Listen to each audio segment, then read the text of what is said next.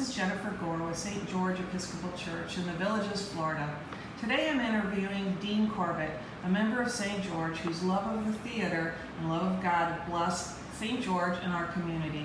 This is a man with many talents. Dean, tell us of your history of acting before you moved to the Villages. Okay, so at USC in California, I minored in theater arts. And then all of a sudden I found myself in New York City taking acting classes. From there I did some off-Broadway work. I also did extra work in films and so forth. I became a member of the union, the Actors Union, Actors Equity, and also SAG, Screen Actors Guild. And from there, I worked again off-Broadway, regional theater, summer stock. Back in New York, I started in a small little play called Hansel and Gretel. I played Hansel, not Gretel. Then eventually, as the years went by, I got a one-man character play to do, Clarence Darrow. And that was sort of it in a nutshell. Wow. Wow. So I understand you've crossed paths in your acting career with some celebrities. Yes. Well, studying acting in acting classes, of course you meet others that are trying to get work as an actor and learning their craft and all of that. In this one actor's acting class, I didn't have the money to pay for the whole class. So the secretary of the school said, well, you can become a part-time janitor here and, and you can get your classes for free. I thought, well, that's a good idea, I'll do that. She said, well, you're part-time, we have another part-time guy too, Dusty Hoffman. That's what he was called, Dusty at that time. He was Dustin Hoffman was a part-time janitor and a student. And of course we became friends. Eventually we worked in theater and we were in plays together. Wow. Later on I of course followed his career in New York with his off-Broadway and well, the rest is history. Eddie Albert. I bring that Eddie Albert, that was in a regional theater in South Carolina, or North Carolina, Raleigh, North Carolina.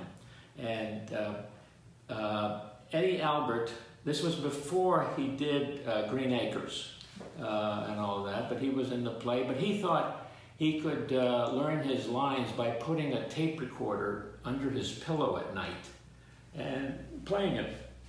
Well, 3 days before the show opened, he didn't know his lines. So we all had to pitch in and help him with his lines, doing it the old-fashioned way.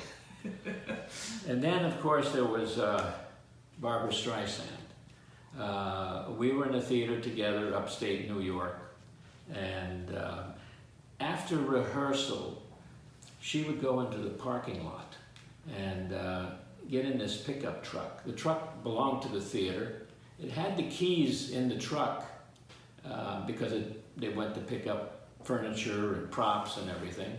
They left the key in there. Well, she would go in and try to start driving this truck, but of course it was a stick shift, so she couldn't get it except jerking forward, jerking back, and all of that. And the producer said, oh, we got to do something about her. So I said, wait a minute, I got an idea. So I said, Barbara, how would you like to learn how to drive this truck? Oh, she said, great, great. So we went to a nearby street and I taught her how to drive the stick shift and putting in the clutch and all of that. She said, hey, you're as good as one of my acting teachers in doing this.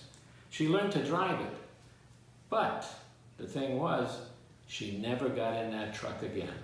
She just left it alone. She had her fix. You checked it off their list. Right, right. Oh, that's funny. Oh, so you moved to the Villages with your wife Dorothy of 17 years ago, and continued your love of acting, sharing it with us in the Villages. Tell us more. Okay. Well, after being here in St. George for about 2 or 3 years, I put on a performance of the Gospel of Mark, the complete Gospel, and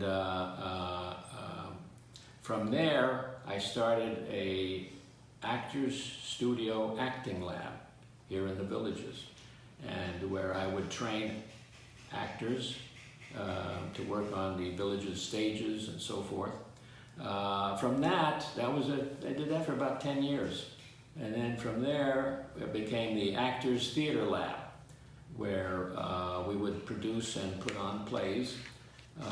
We did 5 or 6 plays, and I had previously started directing and also playwriting.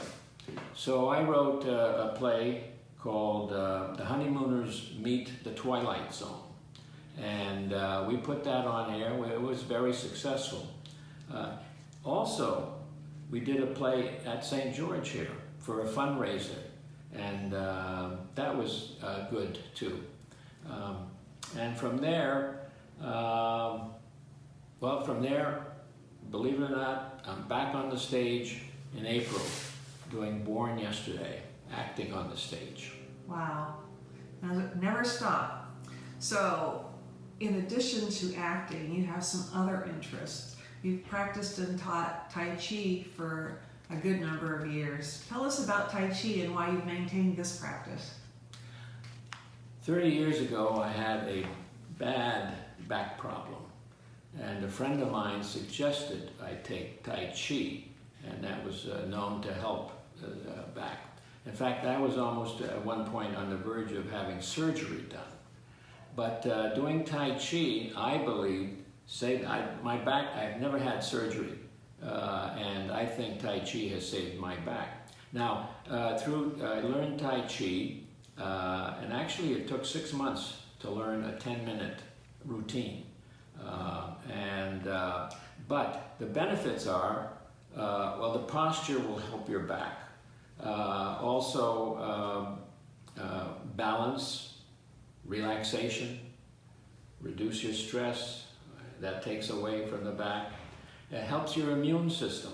So I don't think I've had in 30 years maybe a half a dozen colds.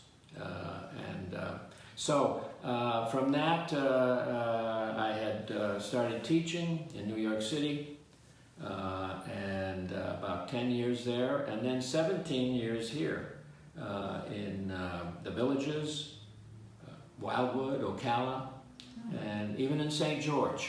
So it's helped me a lot, and it's helped a lot of people a lot. Now in COVID, are you still teaching? No, right now we're just taking a break. But the idea of Tai Chi is that once you learn, you do it on your own. I do it every day, of course. And that's the idea. You don't always have to go to a park where you see all the people doing their Tai Chi. You do it on your own, and you can get all these benefits from it. Wow, that's interesting. That's something we all should do. So, in addition to that, because the list keeps going, you've done a lot of volunteering in our community and for St. George. So tell us a little bit about the work you do. I'm a reader of the scriptures on Sundays, and Dorothy and I have been co-chairs for the Newcomers Committee. We did that for many, many, many years. I'm on the Stewardship Committee, and have given speeches for that. I'm a part of the Brotherhood now, and of course we have a big job there in Ocala with the soup kitchen, Gateway to Hope. And so Dorothy and I help there. And also, I'm planning to do a Bible study theater. That's where we do a 10-minute scene from the Bible, and then after that, the pastor will give a Bible study on that scene. And so we want to start that up. That would be really interesting and fun. Well, for everyone's information, to volunteer at the Soup Kitchen, you can find that information on the stgeorgeepiscopal.net website. So thank you, Dean, for letting us get to know you better. I really appreciate your time. And thank you, audience, for participating in the St. George Episcopal Spotlight on Parish Life.